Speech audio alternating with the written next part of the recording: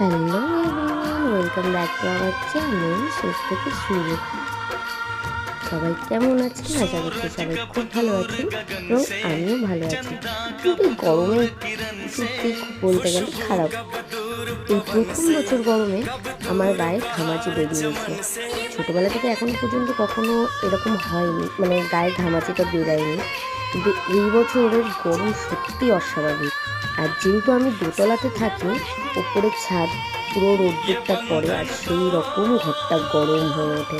সারাদিনে না যায় একটু শোয়া, না যায় একটু বসা।